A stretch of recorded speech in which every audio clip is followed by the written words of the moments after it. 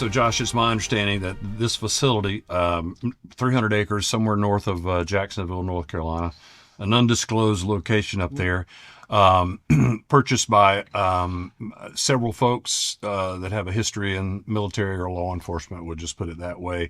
And they're developing this property for, and to make it available to law enforcement teams, SWAT teams, military teams, any team that wants to come in and maybe do some jumping and some shooting and refine their, maybe going through a shooting house, refine those skills. That's what this facility's for.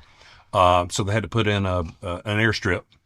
And it's my understanding you were as the lead pilot for Paraclete, you were the first plane to land up there. Yeah, you pretty much hit it on the head. It's just a very, very nice training facility for law enforcement military units. And we were taking the CASA 212 here just to do a proof of concept to make sure the runway could handle an aircraft like this. So we went up there. Everything went good. Even brought my son. We went, had a day of shooting as well. Nice. So that was fun. So on the way out, we were leaving and heard a story that piqued my interest, something like I've never heard before. It was very, very creepy and worthy of you guys' attention. So that's why I tried to get in touch with you and let you know what we heard up there, because it was pretty crazy. Awesome. Awesome. Well, as soon as I heard it, I thought, yeah, we need to follow up here. You mentioned to me that one of the owners is a good friend of yours. You've known him for a while. He has extensive experience, let's just say all over the world. But when he heard this story, because he wasn't there when this event happened, but when he heard this story from I'm going to call him his landman, his land manager out there, he said what? Yeah, he said he wasn't stepping foot back on the property until that thing was killed. So say that one more time, Josh. Yeah, he wasn't stepping foot back on the property till that thing was killed. Can you take it, sir? Let's go.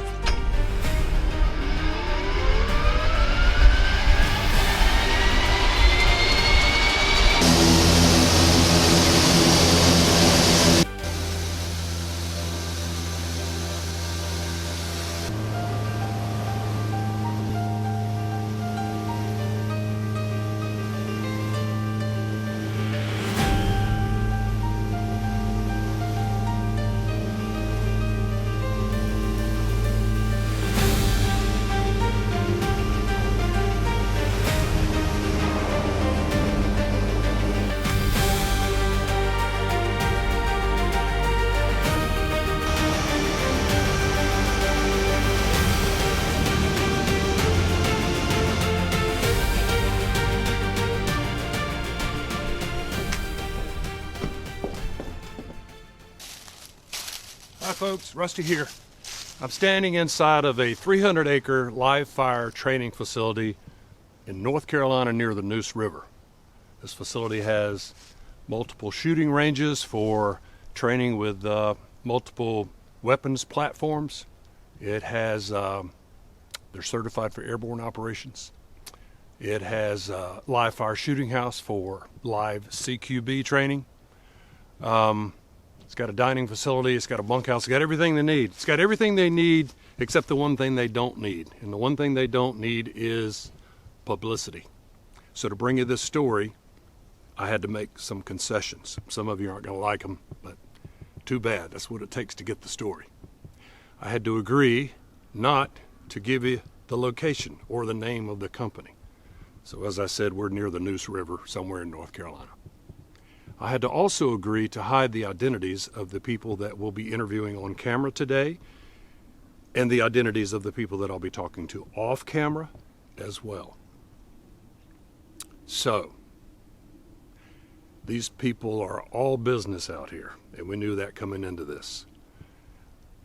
The people that own and operate this facility are some of the highest trained people that have ever been on the military's payroll. They're retired Tier 1, let's call them operations personnel.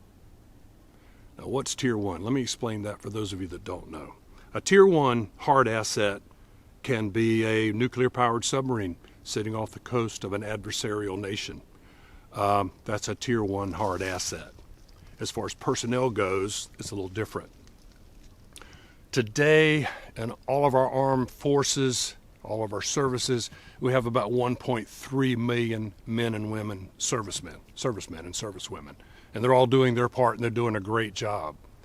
But out of 1.3 million people, there's less than 1,000,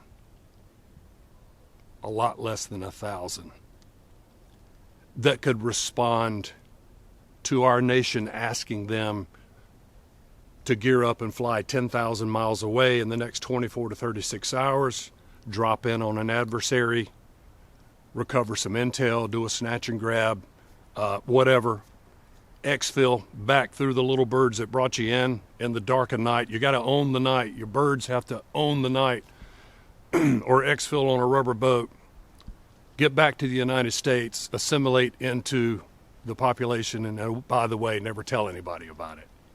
Less than 1,000 people that we can call on to do that. That's who owns and operates this place out here. So when they ask me to hide identities and not disclose the location, that's exactly what we're going to do. These guys have received some of the best training on the planet. Nothing shakes these guys. But late last year, they saw something that rattled them. And that's why I'm here. Did these guys see something and come running to Carolina Case Files and ask us to come do a program on them? No. If that were the case, we would have shot it early November and you'd already see it by now. No, our good new friend Josh from CRYPTID, the pilot, using the same plane you just saw, he flew in late last year to certify their landing strip. He brought his son with him, little guy about this high. I got to meet him. They had a great day. They got to go shoot some weapons on the firing ranges, and at the end of the day, somebody related this story that we're bringing to you to Josh. Well, Josh got back to Fayetteville, North Carolina, and within a couple of weeks, he saw an episode of Carolina Case Files. So he sent us an email, and we get emails all the time. This one came across my desk, and because of my former background in the United States Navy serving at Fort Bragg, when I saw the word Paraclete, I knew immediately the credibility of this email. So I called Josh, and within 2 minutes after talking with Josh and hearing the story, I realized the credibility of the people that we'd be dealing with on this story. And I got pretty excited about it, because the higher the credibility of the people that we're talking with, the more believable the story is. So buckle up. Here comes the story that we love to call, "He Told Me to Kill It."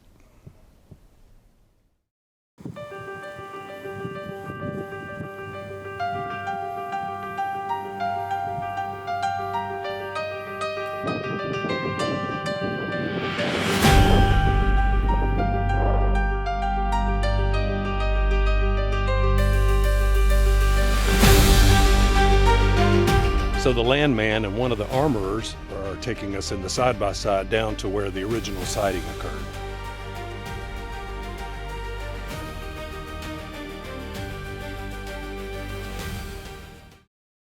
Actually, the day that all this came to a head was like, I was down here working on a machine, and I walked the machine back up to the front. It was 4 o'clock when I came by here, and I looked over here and the door was open, and I had to shut it, already the night before. And I looked over here and the door was open, and I was like, what the heck? So I stopped over here and I walked over here and I shut the door. I went on, and then we all went out to eat. And so when we're out eating, I said, I was talking about the door again. So we got finished eating, it got dark. We came back, what was it, like maybe 8:30, 9 o'clock? Yeah. Had you, the rest of you guys noticed during the week? He told us previously the door was open, just like he told y'all. And we were sitting in the armory. I had a rifle torn apart. We were just sitting there talking and working. And we're like, when we get back, we're going to see if that door's back open. And I was like, halfway, kind of like, I mean, I don't think he's a liar, but it's weird until you see it, because I knew exactly how good that door latched. Okay. So we had come back from dinner. Yeah, and I said, as soon as we pulled in, I said, let's drive down there and check out First thing door. you did when you got back? First thing we did when we got back. Didn't even get out of the car. I said, let's go down there and check out that door. And we came straight down here, and it's standing wide open. like wide open. It don't just open a little bit. It opens all the way up against that post when it opens. And is it dusk, dark? This is dark. It's This dark. is probably like 9 Okay. p.m. In the summer, so like it's Yeah. done plumb dark by then. Okay. And so we I got out of the truck. I went in and cleared the building with a handgun. I didn't see nothing in there. There was nothing in this building at that time. It was just dirt floor. Okay. Nothing in there. So And the truck's 200 the truck's yards? sitting right here. Oh, it's sitting right here. Sitting Okay. right here. Okay. And so Y'all are still in the truck. yeah. Well, at this point we are. Okay. Well, yeah, you know, Right. they ain't gonna come Let, with me. let him go. Let him go in the building and see where it's Yeah. So I cleared the building. There's nothing in there. So I shut the door back. And then we all pulled on the door to make sure it was shut Okay. and all of that. Yeah, We said, let's come back in an hour and check it again. So we all went back up to the house, or to the armory. I think we went to the armory. We sitting in there goofing off. And then we went on over to the house, I think. Well, in about an hour, we came back. And the door's still shut. Mm-hmm. So what we did is we pulled off of the building and parked over there about 150 yards. Okay. That machine was not there at the time. Mm-hmm. So it was, you It was could open. see all the way You through. see all the way through. Yeah. Mm-hmm. So we're sitting over there in the truck, and says, I feel like if we just sit here for a little while, we're going to see that door open. And I'm like, all right, well, we'll just sit here then. And you're all in one vehicle. Yeah, We're all getting, in the same eerie vehicle. Okay. vibes, like as We're in my truck, that truck right there. So we're all sitting there, and he says, I feel like if we just sit here for a minute, we'll see that door open. And I'm like, okay, well, we'll just sit here. So we're sitting there. I don't know exactly how long we'd been sitting there. It might have been 15 minutes or maybe, something. yeah. And I start seeing something moving on the other side of this, Oh, this lean-to roof. Okay. Other side. Yep. I'm like, I just sat there watching it, and I didn't say nothing. And he said, you see anything? And says, yeah, I see something. Dude, that's weird. And so they start describing what they're looking at. And I'm seeing the same thing that they're describing. And I'm sitting there looking at it like, I have no idea what I'm looking at. You know, just I have no idea what I'm looking at. So they're describing it, and then it got to the point, and I'll change the language because, you know, some kids might watch this. But they're like, what in the heck is that, Mike? What in the heck is that? And then it kept intensifying. They're like, what the heck is that? What the heck is that? Like that. And I'm sitting there holding the steering wheel like this. And I'm just dead blank. Like I don't say nothing. Because I have no idea what to tell them. Because I don't know what I'm looking at either. You know? And so it did like this. It walked real slow. Like this. And it walked maybe 10, 15 feet. And then it like all of a sudden realized that we're sitting over there.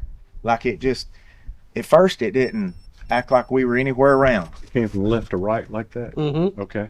And at first it acted like we weren't even there. Okay. Now we had it lit up like daylight. With your headlight. Yeah. And so, and it goes like this. It takes a step and then it goes like that. Stop right there. Can you describe what it looked like? Well, As best you can. It was standing on two legs, pretty obvious, the way that it was walking and everything. And you could tell it had a head, and you could see like, you could see a figure, but you couldn't see the edges of the figure real clear. So it was almost like you could see through it, but you couldn't see through it. Got it. And it was like, but it was this yellowish, like tan, like a weathered buckskin color. Okay. And when it turned, How tall would you say? well, we didn't know at Okay. the time. Okay. So, but it was tall as a man. I mean, that was pretty obvious to begin with. It was as tall as a man. And so we're sitting there and we're looking at this thing, and it turns, and then it started moving really fast, like straight towards us. Not anything like, it was just like, you know, barely moving to begin with. But when it turned and like focused on us, it started coming at us really fast. This side of the shelter or through the middle of the shelter? Right there on the side. Right On here. the side. Yeah. Okay. Okay. And then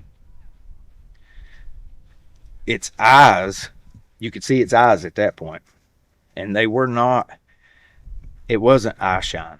Like, We've seen a ton of animals out here. I can tell you, I've been in the woods my entire life, and I've killed everything that's in the woods, and it was not eye shine. It was not an animal. It wasn't reflecting the light that we were putting on it. It was producing the light, and it was this dull, like a yellowish amber, like a dull glow, you know. And when it started at us, I was sitting there. I mean, we're already in the truck, you know, and I realized real fast I didn't have nothing in my truck, and it's like an arsenal. I didn't have nothing in my truck that was going to kill that. I was like, oh, heck no. And I dropped the truck down in drive, and we took off up that range road as fast as my truck would run. That's how fast we were going. I don't know how fast we were going. All I know is I was holding it to the floor. And I didn't look behind us to see. Of course, it was dark. But I didn't look. I just wanted out of there. Yeah. Because when it started towards us, and you could almost see through it, but not see through it, I realized real quick that I didn't have anything that was going to kill that. Even though you had weapons in the truck. I had a lot of weapons in the truck. I carry a gun every day, Sure. all day long. Sure. And I did not have anything that was going to kill that. Nothing. That would be scary. That's probably the only time I have seriously got the heebie-jeebies in my life. Really? I don't spook real easy. Yeah. You know, and so we went to the house as fast as we could go and went inside the house, and I didn't know what else to do, so I grabbed a can of salt out of the cabinet, poured salt out in front of the doors.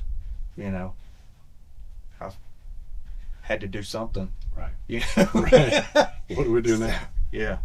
So from that point forward, we bunked up in the main house, and because we did have people staying in different places on the property, but we all congregated Not that night, not right? that night.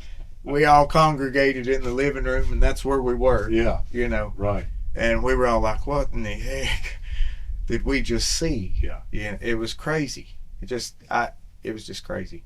And so anyway, we left the salt out in front of the doors for about 3 weeks, maybe a little bit longer, 3.5 weeks or something. We've got some Hispanic cleaning ladies that come and clean the house every couple of weeks, and they left the salt. They didn't vacuum up the salt. I guess they knew what it was for. I don't know. But one of the guys that works here that speaks Spanish, after about 3 weeks or so, I said, you know, you can tell them to vacuum up that salt. And so they vacuumed up the salt. That very night, after we vacuumed up the salt, we're sitting in the living room going through the TV guide. There's no noise in the house. We're just sitting there flipping, trying to find something to watch. And all of a sudden, these big thumps in the attic, and it goes the full length of the house, like boom, boom, boom, boom, boom, boom, the entire length of the house in the attic. And I'm like, did you just hear that? And they're like, yeah, footsteps in the attic. I said, that's what I heard too. So, you know, I don't know if I get volunteered for this or what, but You had to go clear the I attic. had to go clear the attic. So I go up there with a light and a pistol and poke my head up through the attic stairway, you know, and I'm looking around in all corners, you know, And he said, if something sucks you up there, we're out of here.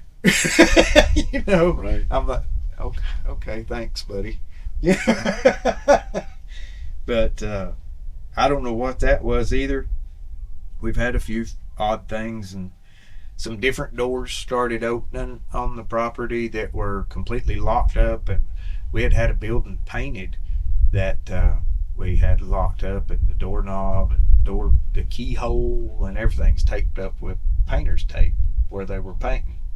And we came back from Thanksgiving holiday, and the doors were locked because we tried to use that building and couldn't access it because the door was locked. So then we didn't unlock it. We just went to the house, and then a couple of days after that, I walked out there, and the door that we tried to get open was completely wide open, standing there wide open, and the door is unlocked, and the key and the doorknob is still, the keyhole and the doorknob itself is all still taped up, but the door's standing wide open, which makes no sense. And I check this stuff. I check this stuff every day, you know, just because we have to secure the property, Sure. you know. And Tell me this, within a couple of days, this story got told to one of the owners. I wish I could talk about this gentleman and his background, and the fact that we're all aware that he's afraid of no man. yep, he How'd that go? well, one of the guys told him about it, and I think he kind of blew it off. And then I talked to him after that, and he's like, what the heck are you guys doing out there, you know? And I said, man, I'm telling you straight up, you know me. I said, this thing is not normal. And I told him what I saw. He said, after I told him the story, he said, you do whatever you have to do. You have my approval to buy whatever you need to buy, to spend whatever you need to spend. You kill that thing. And he said, I will not be back there until you show me definitive proof that you have killed that thing. And I'm sitting there like, okay, How do you kill one of those? how do I kill something I don't even know what it is, you know? Right. So I started doing like I hunt everything else. I tried to establish a pattern and movements, and figure out what it is I'm hunting, you know? And so I put out 100 pounds of flour in front of the door and just inside the door so I could try to capture some tracks, and put cameras on the door, one that used a memory card, one that sent pictures directly to my phone, so that I had, you know, a backup in case something went wrong. Right. And I got a lot of pictures of the door opening and closing by itself with like a yellow streak in the doorway. If you look real close, you can see like this yellow looking glow. And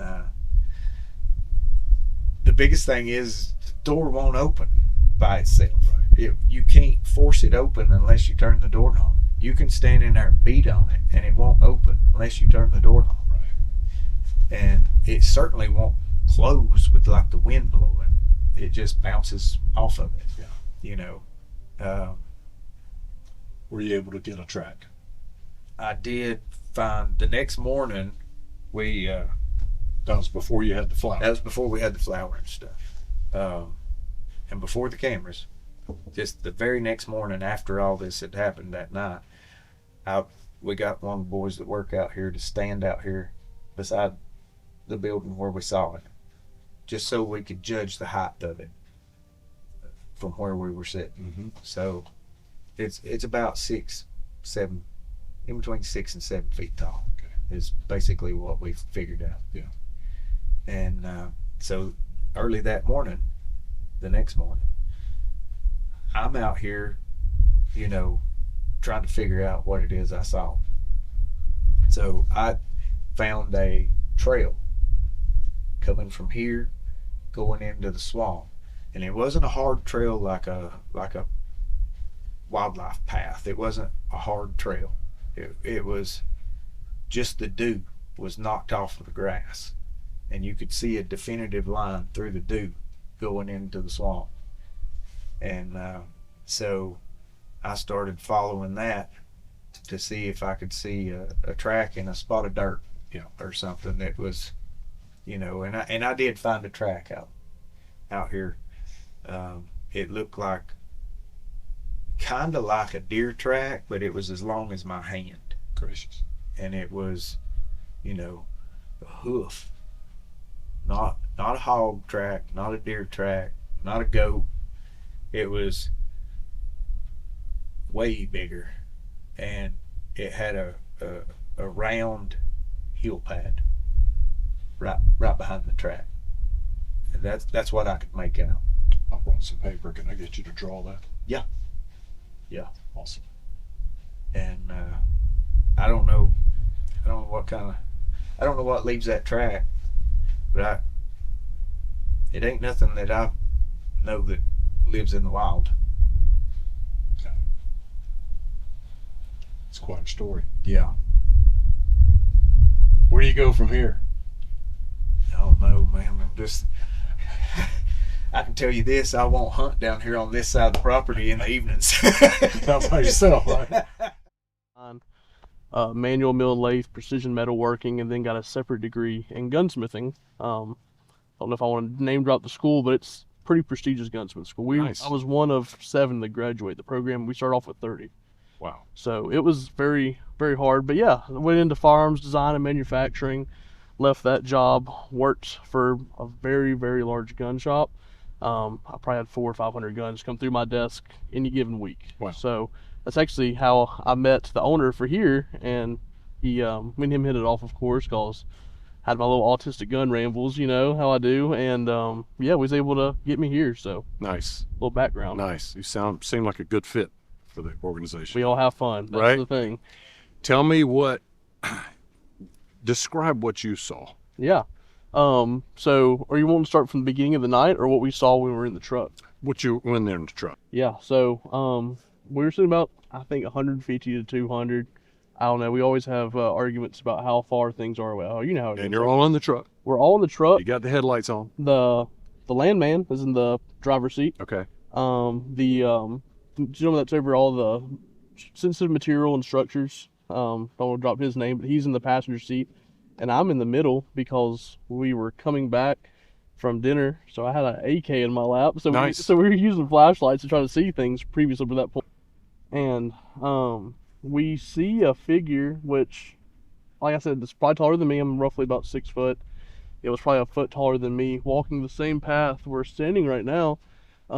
Basically right through Yep. here. So you would get a sideways view, like right side if it was a man, his right shoulder would be presented walking this way. So we're looking at it, and it's moving slow enough. By the time it gets to that position, it's probably 2 or 3 minutes of us trying to decipher what we're seeing. Like, we don't know if our eyes are playing tricks on us. Like, I'm even doing things like trying to close my eyes and kind of like bleach my night vision so I can see, you know what I mean? Like, over here rubbing our eyes, like we're going crazy. And as it starts to like present its body more, like the lean-to right there, we can start to see it more. So we can see the whole side profile of it walking. And I'm like, do you see that? The whole time he is leaning over his steering wheel just staring, which at the time I was like, dang, he's not gonna say nothing back. That's kind of rude, but I guess he was just trying to make sense of it like we were. But we're like, dude, do you see that? Do you, like, just going back and forth, like we're trying to describe exactly what we're seeing. And as soon as it about faces, like Squares off. squares off to us, we see like some yellow eyes, but it's almost like a glowing gold look. It's not like a yellow, but I mean, we've seen enough animals out here. I mean, I've been out here for 4 or 5 months. We drive around at night. We're going to see glowing eyes. It was nothing like I've ever seen. You know, deer eyes glow greenish blue. This was like generating light. It wasn't reflecting light. Because, I mean, we've got LEDs. It's not yellow lights we're hitting it with. We're hitting it with blue, white lights. True. So, like, that kind of tells me that I'm like, obviously it's not reflecting. And as soon as it looks at us, about faces, turns, squares off, whatever you want to call it, it starts moving towards us at a lot faster rate than it was walking like this.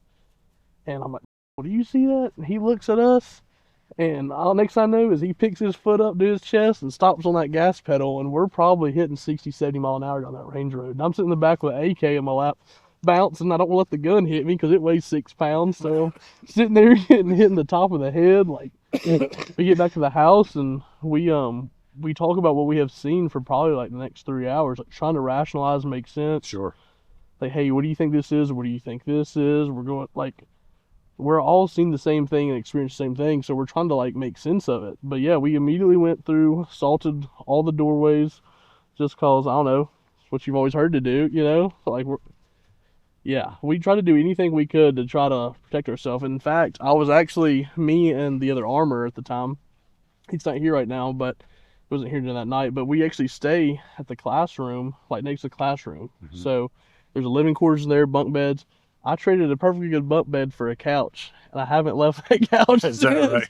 Yeah, we all moved into the house. We all piled up that night. Let me ask you, when it squared, did you notice anything about the shape of the head or the size of the head compared to the rest of the body? It didn't, like deer face like this? It was kind of like a little bit wider than that, but not as tapered. And I think I saw something like higher up. Not like antlers, or I don't even know what it was. I don't know if it was like a hood or like antlers or anything, but like the head was not a normal shape. Like it looked like elongated more than it should.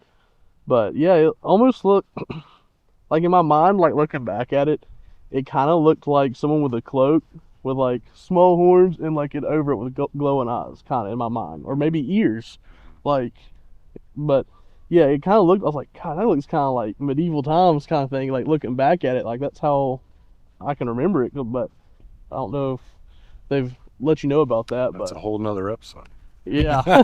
We're tapped into that. Yeah. Thank you. Yes, sir. Thank you so much. We appreciate that. Of course, man. That sounds great. So there you have it. Do I think these guys are legit? Yeah. I think they're very credible. I think they're some of the most legitimate and credible people that we've ever interviewed on Carolina Case Files. Maybe some of the most credible and legitimate people that we'll ever interview on Carolina Case Files. Again, they've received the highest training you can get in the military, some of these guys. And they don't get rattled, but they saw something. They saw something that rattled them. Subscribe to our channel so that you can join us next time on Carolina Case Files.